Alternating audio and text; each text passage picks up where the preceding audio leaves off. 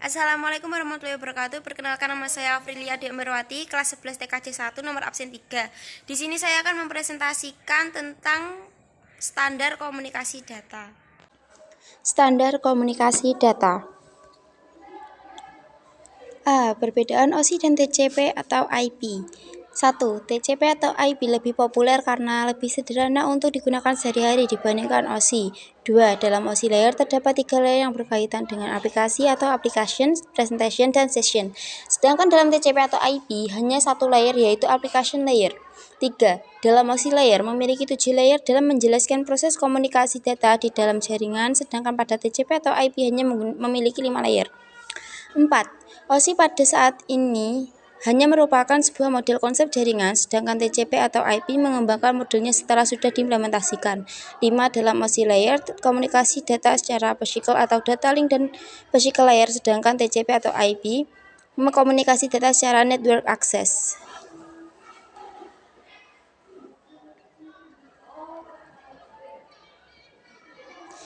B. Penjelasan 7 layer OSI.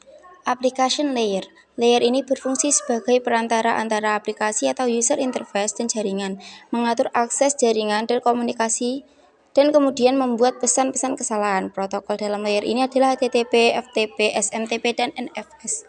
Presentation layer. Layer ini berfungsi sebagai menstrualisikan data yang dapat ditransmisikan melalui jaringan.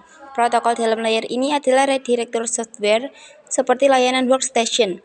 Session layer. Layer ini mendefinisikan bagaimana koneksi dapat dimulai, dipelihara, atau diakhiri. Protokol dalam layer ini adalah NetBIOS.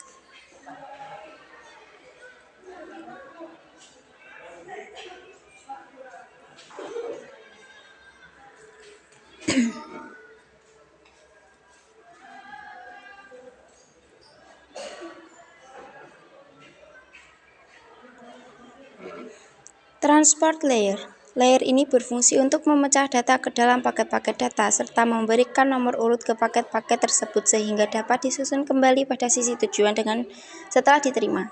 Protokol dalam layer ini adalah UDP dan TCP.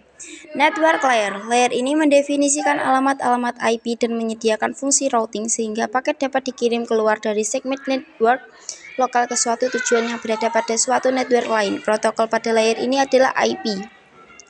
Data link layer. Layer ini untuk menentukan bagaimana bit-bit data dikelompokkan menjadi format yang disebut sebagai frame. Protokol pada layer ini adalah CSMA atau CD dan CSMA atau CA. Physical layer. Layer ini untuk mendefinisikan media transmisi jaringan, sinkronisasi bit, arsitektur jaringan, topologi jaringan, dan pengabelan. Protokol dalam layer ini adalah repeater, hub, dan network card. Application layer. Layer ini berfungsi mendefinisikan aplikasi-aplikasi yang dijalankan pada jaringan. Protokol dalam layer ini adalah SMTP, FTP, dan HTTP.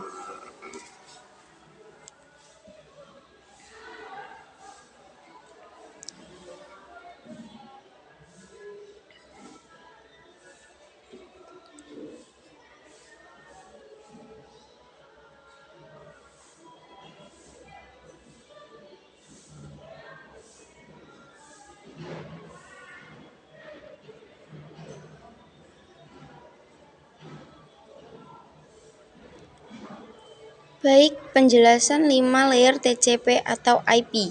Transport layer berfungsi sebagai pengiriman data host to host atau dua host serta menyediakan pengiriman dari sumber data menuju ke tujuan data. Network layer. Layer ini berfungsi sebagai penyampaian paket data ke alamat yang tepat, menentukan alamat hardware dari komputer yang sama, serta pelaporan dalam kegagalan pengiriman data. Protokol pada layer ini adalah IP, ARP, dan ICMP. Data link layer berfungsi untuk mendefinisikan alamat-alamat IP serta melakukan deteksi dan koreksi kesalahan dari data yang ditransmisikan. Physical layer berfungsi sebagai sarana sistem mengirimkan data ke device yang terhubung ke jaringan. Sebagai media transmisi jaringan, metode pensinyalan, sinkronisasi bit, arsitektur jaringan, topologi jaringan, dan pengabelan.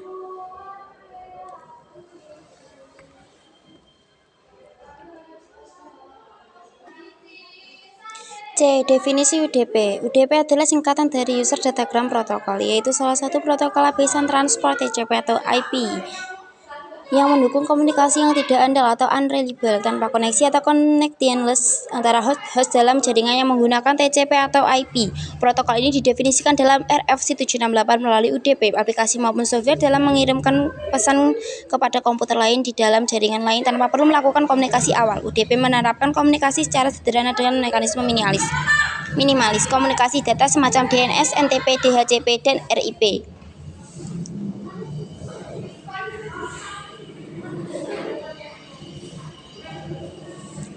Baik, terima kasih. Sekian dari saya. Wassalamualaikum warahmatullahi wabarakatuh.